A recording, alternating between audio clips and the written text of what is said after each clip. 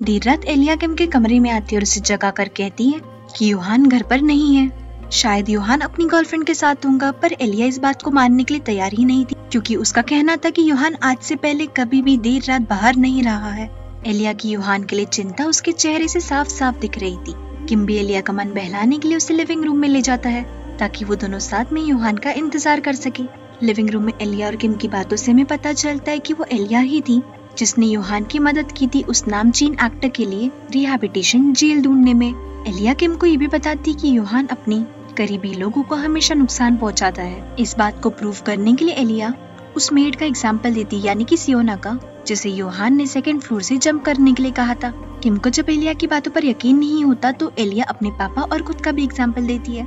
दूसरी तरफ योहान सियोना के किस को रेजिस्ट करते हुए कहता है कि तुम्हें आज भी तुम्हारी जगह नहीं पता है और तुम हर वो चीज पर हाथ डालती है जो कि तुम्हारी नहीं होती। योहान की इस बात पर सियोना कहती है, ओ तो तुम्हें अब मेरी असलियत पता चली है। फ्लैशबैक में हम देखते जब सियोना योहान के घर पर नौकरानी के तौर पर काम किया करती थी, तभी सियोना की नजर हमेशा योहान के घर पर रखी हुई कीमती चीजों पर होती थी। बचपन में जिस तरीके से सियोना योहान से बात करती है उससे हमें साफ साफ समझ में आता है कि सियोना योहान की तरफ अट्रैक्टेड है। सियोना योहान से कहती है कि जब आपके पापा घर पर नहीं रहते तो आप अपने कमरे से बाहर आ सकते। योहान का कमरा बेसमेंट में था और योहान के डैड को ये बिल्कुल पसंद नहीं था कि वो अपने कमरे से बाहर आए। एक दिन ऐसे ही जब नन्ही सियोना अपना काम कर रही थी तो योहान उसके पास आता है और उससे कहता है कि अगर तुम मुझे पसंद करती हो तो इस खिड़की से जंप करके प्रूव करो। सियोना योहान की एक ख्वाहिश सुनने के बाद एक सेकंड के लिए भी नहीं सोचती और डायरेक्टली खिड़की से जंप करती है। इन प्रेजेंट सियोना योहान से कहती है कि तुम कितने मतलबी थे और फिर भी मैं तुमसे प्यार करती थी। सियोना की ये सारी बातें सुनने के बाद योहान स्माइल करते हुए कहता है कि तुम्हें मुझसे प्यार नहीं था बल्कि मेरे घर पर मौजूद कीमती चीजों से प्यार था।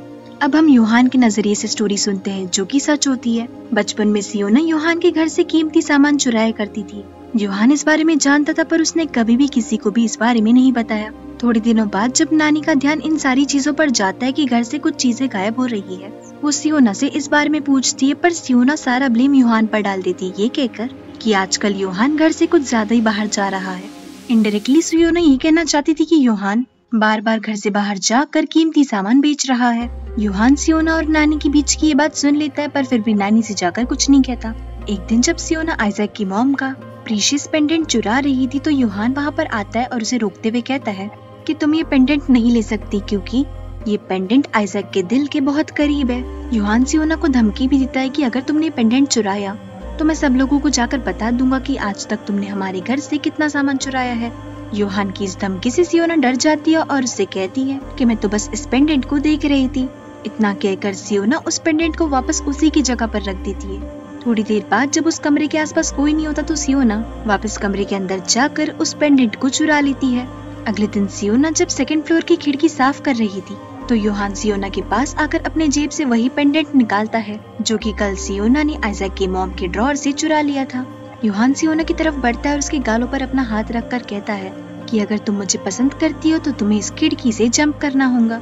योहान की ये बातें सुनने के बाद सियोना बहुत क्रीपी वे में स्माइल करती है और खुद से खिड़की से गिर जाती है। बैक इन प्रेजेंट सियोना योहान से कहती है कि तुम्हारी याददाश्त तो बहुत ही अच्छी है क्योंकि तुम्हें हर चीज बराबर याद है।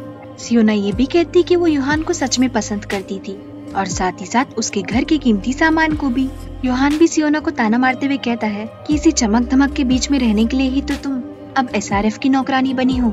योहान सियोना से ये भी कहता है कि जैसी तुम्हारी फितरत है तुम तो वहाँ पर भी चोरी करती होंगी ना। सियोना को योहान की कड़वे शब्द पसंद नहीं आते और वो जाकर योहान का गला दबाती है, पर योहान जब सियोना के हाथ से अपनी मुंडी छुड़ा लेता है तो सियोना उससे कहती है कि तुम तो बड़ी शातिर हो ना, तुमने अपने भाई को मार दिया और उसकी बेटी को बचा लिया ताकि चर्च के बाहर खड़े लोगों को ये लगे कि तुम एक हीरो हो। अब तुम ही बताओ तुम्हारे जैसे इंसान से मैं प्यार कैसे ना करूँ। घर पर एलिया किम को बताती कि जब वो 12 साल की थी तब उसने मजे के लिए योहान का कंप्यूटर हैक कर लिया था और उसी कंप्यूटर में एलिया को एक सीक्रेट फोल्डर मिला था।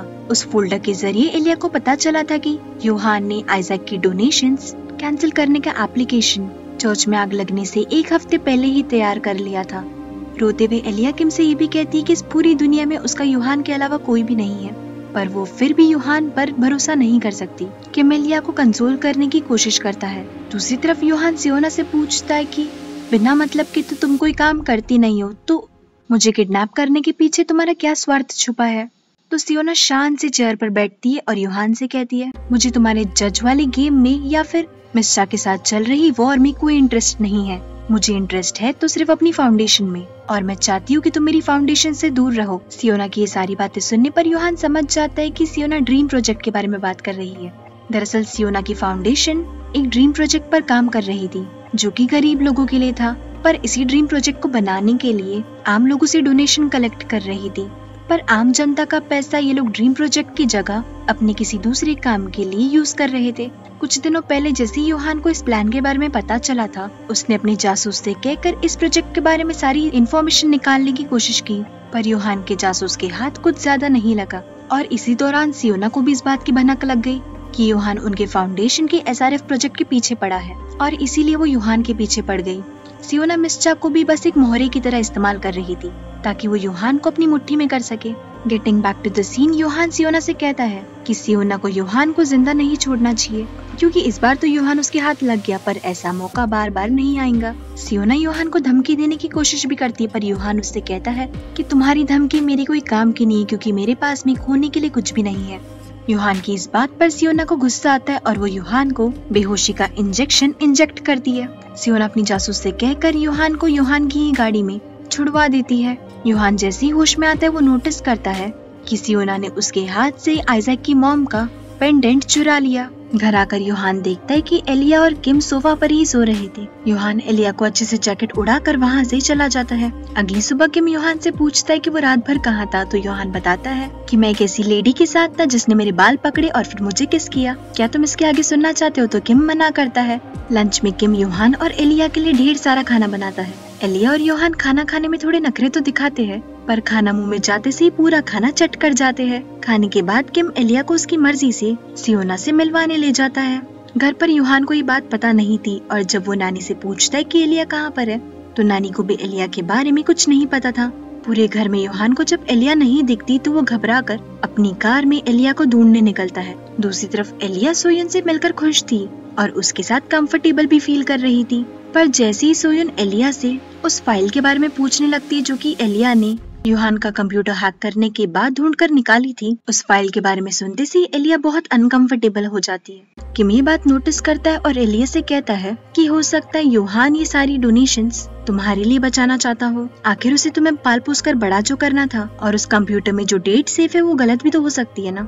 सोयन किम का ये पॉइंट मानने के लिए तैयार नहीं थी, तभी वहाँ पर यूहान आ जाता है और किम को जोर से धक्का देते हुए कहता है कि तुम्हें पता भी एक नाबालिग को किडनैप करने की क्या सजा होती है। सोयन यूहान को रोकने की कोशिश भी करती है, पर यूहान उसका भी हाथ झटक देता है। जाते जाते यूहान सोयन और किम दोनों को वार्न कर देता है कि अगली बार से एलिया को हाथ भी लगाए तो मैं तुम दोनों को जिंदा नहीं छोड़ूंगा। एलिया यूहान के इस बिहेवियर से काफी ज्यादा अपसेट होती है। उसी रात सभी हाई प्रोफाइल लेडीज एक क्लब में पार्टी कर रही थी और सियोना भी वहाँ पर मौजूद थी।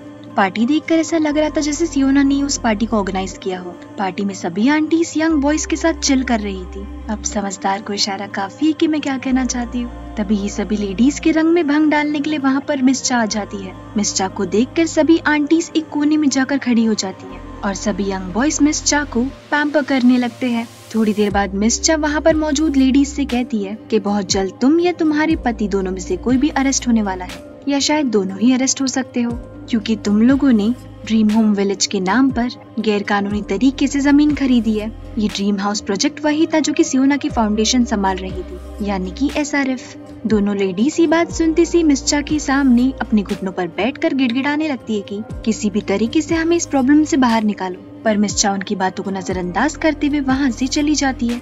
सियोना भी मिस चा के पीछे जाती है। रूम के अंदर बैठी लेडीज इस बात का गम मनाने लगती है कि अब उनकी कंपनी बर्बाद हो जाएंगी। सियोना जैसे ही वापस रूम में लौटती है वो दोनों लेडीज उससे पूछती है कि क्या मिस चा सच में उन्हें पकड़वा देंगी। तो सियोना कहती है मिस चा जिस तरीके से यहाँ से गई है उससे तो यही लगता है कि उनका मूड बहुत खराब है और वो कुछ भी कर सकती है। तो लेडीज सियोना से कहती है कि वो मिस चा के पास जाकर उन्हें ऐसा कदम उठाने से मना करे, और इसके बदले में वो दोनों लेडीज अपनी गैर कानूनी प्रॉपर्टी जो कि उन्होंने ड्रीम होम के नाम पर खरीदी थी, उस प्रॉपर्टी को SRF को डोनेट कर देंगे।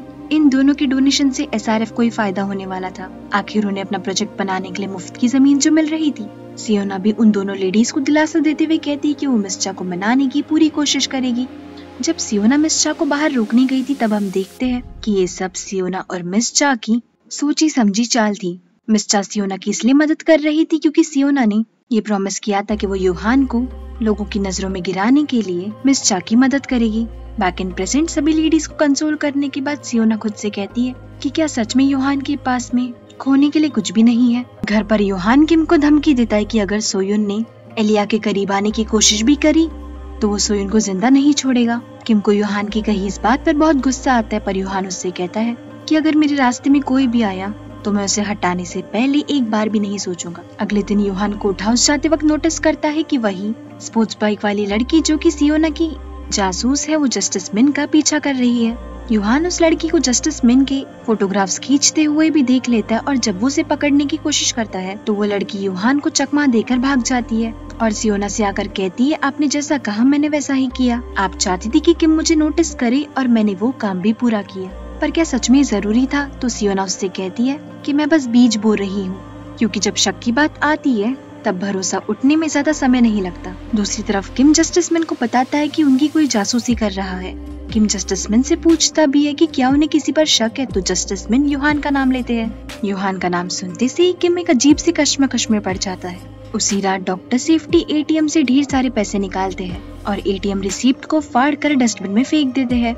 सोयुन उन्हें ये सब काम करते हुए देख लेती है और उनके एटीएम से बाहर जाते ही सोयुन डस्टबिन में डॉक्टर सेफ्टी की पेमेंट रिसीप्ट को ढूंढने लगती है। सोयुन को जैसे ही वो रिसीप्ट मिलती है वो उन कागज को जोड़कर ये तो पता लगा लेती है कि डॉक्टर सेफ्टी के अकाउंट में कई सारे पैसे हैं। इतने सारे पैसे देखकर सोयुन को शक होता है कि कहीं यूहान ने डॉक्टर सेफ्टी को गवाही देने के लिए पैसे दिए हो। ये इन्फॉर्मेशन पता लगते ही सोयुन किम को कॉल करती है और उसे सारी बातें बताती है, पर किम सोयुन से कहता है कि उसे यूहान के मैटर से दूर रहना चाहिए ताकि यूहान सोयुन को चोट ना पहुंचाए। पर सोयुन किम की बात नहीं मानती। दूर खड़े होकर कोई तो भी सोयुन की जासूसी कर रहा था। अब ये जासूस यूहान का या फिर सियोना का वो तो हमें आगे ही पता चलेगा। ये सारी इन्फॉर्मेशन लेकर जब सोयुन अपने चीफ के पास जाती है तो सोयुन के चीफ यूहान के खिलाफ एक भी कदम उठाने से साफ साफ इनकार कर देते हैं और उल्टा सोयुन को ही डांटते हैं। सोयुन के चीफ सोयुन की लाई हुई इन्फॉर्मेशन यूहान के जासूस को बताते हैं और इसी जासूस के जरिए यूहान को भी ये बात पता चल जाती है। उसी शाम सोयुन जब डॉक्टर सेफ्टी के घर जाती है तो वो नोटिस करती है कि डॉक्टर सेफ्टी अपना घर छोड़कर जा चुके हैं। सोयुन ये बताने के लिए किम को कॉल करती है और किम को जैसे ये बात पता चलती है वो सोयुन से कहता है कि उसे उस जगह से जल्द निकलना चाहिए, पर तब तक बहुत देर हो चुकी थी। कोई इंसान आकर सोयुन पर पीछे से हमला करता है। थोड़ी देर बाद किम सोयुन से हॉस्पिटल में मिलने जाता है तो सियोना को होश आ गया था और उसे ज्यादा चोट नहीं लगी थी। किम और सोयुन के बीच में काइंड ऑफ इमोशनल रीयूनियन हो ही रहा था कि न्यूज के जरिए उन दोनों को ये पता चलता है कि मिस चा ने एक प्रेस कॉन्फ्रेंस के जरिए ये अनाउंसमेंट की है कि यूहान ने डॉक्टर सेफ्टी को जेयू केमिकल फैक्ट्री के खिलाफ गवाही देने के लिए ढेर सारे पैसे दिए हैं। जैसे ही न्यूज चैनल के जरिए ये खबर पब्लिक होती है पूरे शहर में ये न्यूज मानो आग की तरह फैल जाती है और कई सारे लोग यूहान को क्रिटिसाइज करने लगते हैं। न्यूज के जरिए सभी लोगों को ये भी पता चलता है कि डॉक्टर सेफ्टी अब अपने घर से गायब है। सभी लोगों को यही लग रहा था कि इसके पीछे भी यूहान का ही हाथ है। ये खबर सुनने के बाद किम को लग रहा था कि सोयुन पर हमला यूहान ने ही करवाया है। किम जैसे ही यूहान को घर के अंदर देखता है वो उसे जोर से पंच मारता है, पर जब यूहान की पंच मारने की बारी आती है तो वो किम पर हाथ नहीं उठा पाता और बस उसे जोर से धक्का दे देता है। किम यूहान से पूछता भी है कि क्या सोयुन के ऊपर जो हमला हुआ उसके पीछे तुम थे? तो यूहान कहता है मैंने तुम्हारी दोस्त के साथ ना ही कुछ किया और ना ही कुछ करवाया। किम यूहान से कहता भी कि मैं तुम्हारी बातों पर भरोसा कैसे कर लूं? तो यूहान कहता है कि वो तुम्हारी प्रॉब्लम है। दूसरी तरफ सियोना अपनी जासूस से बात करती है और हमें पता चलता है कि सोयुन का पीछा करने वाला और कोई नहीं बल्कि सियोना की जासूसी थी। अगले दिन यूहान मिस चा को मिलने बुलाता है और कहता है आपके पास में जो भी सबूत है उससे आप मेरा कुछ भी नहीं बिगाड़ सकती। तो मिस चा कहती है वो तो तुम जनता पर छोड़ दो, आखिर तुम्हें भी तो उस दर्द का एहसास होना चाहिए ना जो तुमने दूसरों को दिया है। मिस चा की इन बातों पर यूहान जोर जोर से हंसते हुए कहता है तो आप अपनी बात कर रही है क्योंकि मेरी वजह से आपको बहुत दर्द हुआ है। इतना कहकर यूहान फिर से हंसने लगता है और मिस चा से कहता है कि पहले मैंने सोचा था कि मैं आपके साथ कोई डील करूं, पर अब तो मेरा वो डील करने का भी मन नहीं कर रहा है। जाते जाते यूहान मिस चा से ये भी कहता है कि आपके बस में जो कुछ भी है ना वो सब आप ट्राई कर लो। इतना कहकर यूहान वहाँ से चला जाता है और मिस चा बस चीखती चिल्लाती रह जाती है। अगले दिन यूहान एक बहुत बड़ी प्रेस कॉन्फ्रेंस अरेंज करता है। प्रेस कॉन्फ्रेंस शुरू होने से पहले किम और जिंजू यूहान के पास आते और उससे कहते हैं कि आपको जो भी सजा होगी उतनी ही सजा हमें भी होनी चाहिए क्योंकि हम लोग आपके एसोसिएट जजेस हैं। पर यूहान उनसे कहता है कि इस प्रेस कॉन्फ्रेंस से उनका कोई लेना देना नहीं है। इतना कहकर यूहान प्रेस कॉन्फ्रेंस की शुरुआत करता है और सभी रिपोर्टर्स यहाँ तक कि सभी देशवासियों के सामने ही कबूल करता है कि उसने डॉक्टर सेफ्टी के अकाउंट में एक बहुत बड़ा अमाउंट ट्रांसफर किया। ये बात जानती सारी पब्लिक यूहान को भला बुरा कहने लगती है और मिस चा काफी खुश होती है। पर तभी कोर्ट रूम में डॉक्टर सेफ्टी आते और सभी लोगों से कहते हैं कि यूहान ने कोई गुनाह नहीं किया। साथ ही साथ डॉक्टर सेफ्टी सभी लोगों को ये भी बताते हैं कि मैंने जेव केमिकल फैक्ट्री के खिलाफ जो भी गवाही दी वो सारी सच है और यूहान को मेरी हालत पर तरस आया था, इसलिए उन्होंने मुझे पैसे दिए ताकि मैं अपने बच्चों का पेट भर सकूं। डॉक्टर सेफ्टी ये भी कहती है कि यूहान ने उनकी मदद तब की जब उनके ऊपर सड़क पर रहने की नौबत आ गई थी और उनके ऊपर ये नौबत इसलिए आई थी क्योंकि उन्हें जॉब से काफी समय पहले ही निकाल दिया गया था। डॉक्टर सेफ्टी का ये इमोशनल स्टेटमेंट सुनने के बाद सभी लोगों को यूहान के लिए हमदर्दी महसूस होने लगती है। यूहान देश की जनता से कहता है कि अगर आपको अभी भी मुझ पर शक है तो लाइव जजमेंट ऐप के जरिए मुझे दोषी करार दीजिए और अगर आपको लगता है कि मैंने कोई गलती नहीं की है तो उसी ऐप के जरिए मुझे इनोसेंट प्रूफ कीजिए। इस वोटिंग पोल में 4 मिलियन से ज्यादा लोग पार्टिसिपेट करते हैं और उन लोगों में से 92% लोगों का ये वर्डिक्ट था कि यूहान इनोसेंट है। ये वर्डिक्ट देखकर मिस चा का तो दिमाग ही खराब हो जाता है। कोर्ट रूम में यूहान एक बहुत बड़ी राज से पर्दा उठाता है कि जिस ड्रीम होम के लिए आम इंसान पैसे डोनेट कर रही है उन्हीं डोनेशंस का किसी गलत जगह पर इस्तेमाल हो रहा है और इन पैसों का गलत इस्तेमाल करने वाले लोगों का नाम मिस चा, प्रेसिडेंट हियो जो कि कोरिया के प्रेसिडेंट है, चेयरमैन सीओ जो कि सोशल रिस्पॉन्सिबिलिटी फाउंडेशन के चेयरमैन है, चेयरमैन पाक और चेयरमैन मिन जो कि बड़ी बड़ी कंपनी के मालिक है। ये पांचों लोग जब अपने आप को टीवी पर देखते तो इन लोगों की तो सिट्टी पिट्टी ही गुल हो जाती है। सब लोगों के नाम रिवील करने के बाद यूहान सभी देशवासियों से कहता है कि अगर आप में से कोई भी मुझे ये पता करके बताए कि ये डोनेशंस कहाँ जा रहे हैं और इस प्रोजेक्ट का असली मकसद क्या है तो मैं उस इंसान को अपनी जेब से एक बहुत बड़ा प्राइज दूंगा। इतना कहकर यूहान वहाँ से चला जाता है। यूहान का ये स्टेटमेंट सुनने के बाद जहाँ ये पांचों लोग हड़बड़ाने लगते हैं वही सियोना एक हल्की सी मुस्कुराहट पास करती है और इसी सीन के साथ एपिसोड खत्म होता है। अब आगे देखने में ये मजा आएगा कि इस चूहे बिल्ली के खेल में कौन जीतता है। वैसे जीत किसी की भी हो, देखने में मजा तो बहुत आएगा। Take care of yourself guys, see you in the next episode, see या।